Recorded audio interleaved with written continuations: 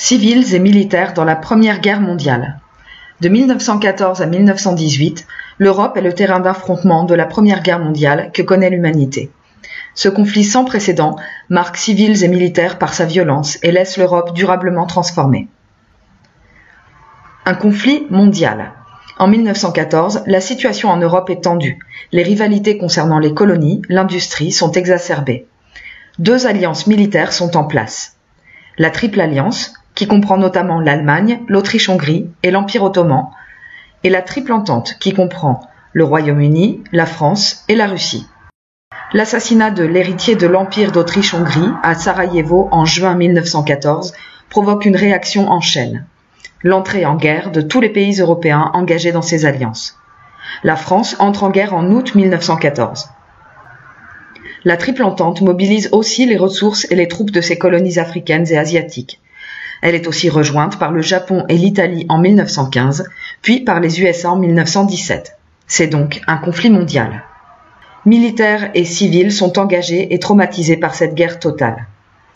La Première Guerre mondiale est la première guerre véritablement industrielle de l'histoire. De nouvelles armes sont produites en masse. Chars d'assaut, mitrailleuses, obus, gaz toxiques, avions. Ces armes redoutables déciment les troupes de chaque côté. À l'arrière, les civils sont mobilisés.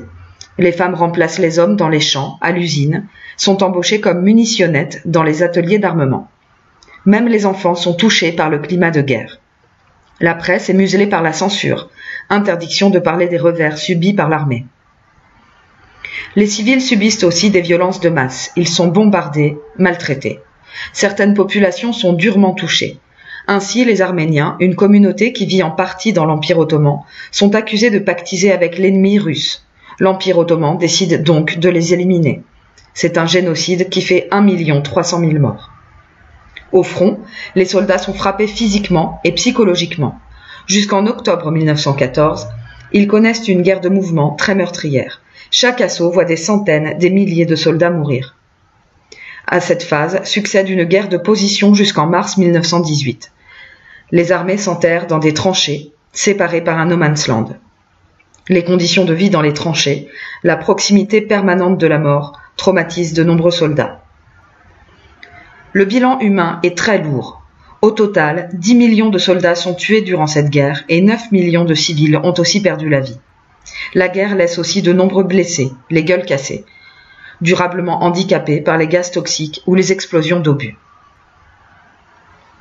L'Europe est transformée par ce conflit. Lorsque l'armistice est signé le 11 novembre 1918, la Triple Entente a vaincu, notamment grâce à l'entrée en guerre des États-Unis.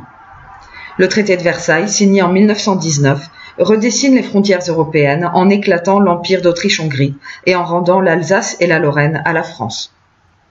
Ce traité impose aussi de lourds dédommagements financiers aux vaincus. Les Allemands sont humiliés par ce traité qu'ils nomment le Diktat. Cette humiliation sera le ferment de la Seconde Guerre mondiale. L'Europe est ravagée et endettée par la guerre. Les populations sont endeuillées et traumatisées.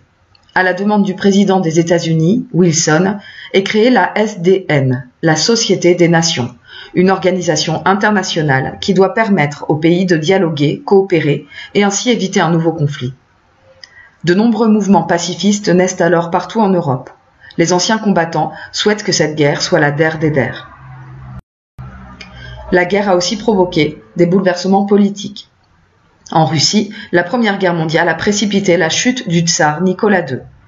La révolution de 1917 répond aux besoins d'une population durement frappée par les privations de la guerre.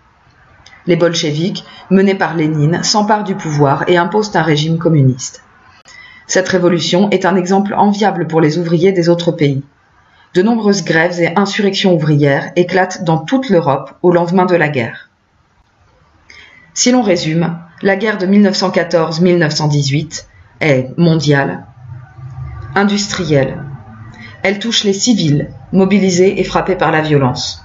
Elle est meurtrière. Rappelons que le bilan total est de 19 millions de morts. Elle transforme l'Europe en redessinant les frontières et en abattant les empires. Dans tous les cas, elle annonce un XXe siècle marqué par les violences de masse.